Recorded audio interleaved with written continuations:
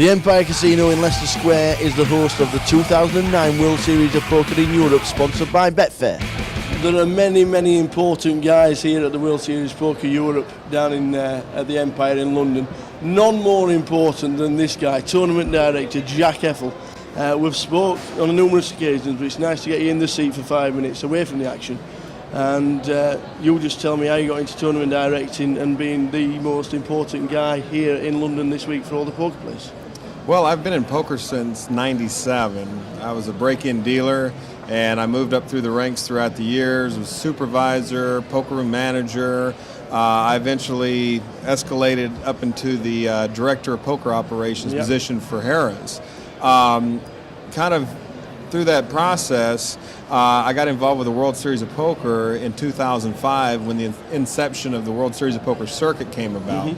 Began traveling with the World Series of Poker circuit. First year, 2005, I was the assistant tournament director at the WSOP. The next year, I became co-director, and then I've been on my own ever since, 07, 08, and 09. I've held just about every position in poker. Was kind of there when everything was exploding in terms of the popularity of poker. Like I said, the World Series of Poker circuit, World Series of Poker getting bigger, moving into the Amazon room from the Binion's horseshoe days, and all of those things that happened. And through those processes, I was able to, bring my education in business and my years of working in poker together and to come up with new ways to be able to manage these high volume tournaments that you see today, because truly up until about 2004 there were never events of the size that they are today. And even the size that you see of the events here in London, which on a normal scale are huge events relative to like all the players that come to Las Vegas, there's more.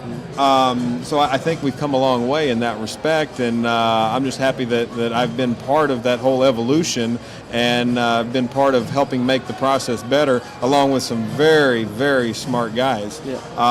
From Jeffrey Pollock's team to Howard Greenbaum, who I report to at the Rio, to Jerry Tuthill, the assistant general manager at the Rio. We've spent a lot of time, managing the processes, the organization of the tournament, putting someone in charge of all the different functions of the tournament, from the customer service aspect to the lines to the registration. My right hand, Daniel Vogel, tournament manager, does a great job, managing the players and customer service aspect, the payouts, and that whole process. So I'm very fortunate to have some really smart guys that work with me, that we're able to work together and help make it better each and every time we do an event. And if you're prepared going in, then you're setting yourself up for success. Exactly right. If you go in blindsided, you can't expect to come out a winner. So I think that we have a recipe for success, that's for sure. Well, you've got a fantastic team behind you. You just mentioned everybody in the team. What's it like being in Las Vegas? We know as a tournament director, when we're in our local casinos and you get to the most important bit, the bubble, when the poor guy gets knocked out on the bubble and goes on with nothing. What's it like in Las Vegas when you've got 8,000 people and the bubble's like 80 tables large? Well, I've ran all of the largest bubbles ever in history. I've always been the one to orchestrate those, with the exception of 2004 when there were like 2,500 players. But from 2005 at 5619, where we paid 563 places, or however many places it was, or 560, whatever it was, multiple of 9.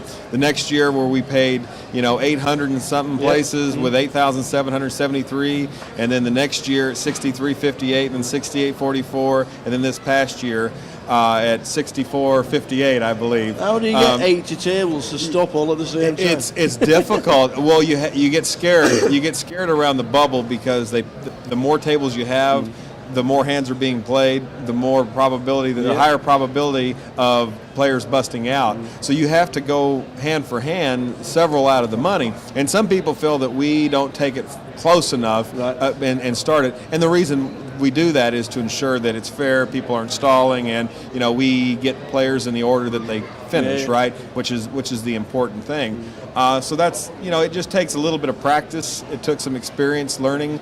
We didn't nail it the very first time we did a hand for hand and a payout for that size. The main thing is trying to keep the players at the tables, so when they're eliminated, we can radio back, be there at the table, escort them, and make sure we document the right seat. We actually have a pretty good process for doing that now. We actually communicate on radios where we have someone that's actually managing a list, and every time someone busts out, the supervisor will call it back and record it. That way we know the order of the finish. So it took us a while to get to that place, because when we first started doing it, it was you bust out, all right, we're gonna get you paid. So we've learned over the years how to perfect that, and I'm not going to say that we've perfected it totally, because it's always a scary scene, but I think we've got it pretty much under control. Well,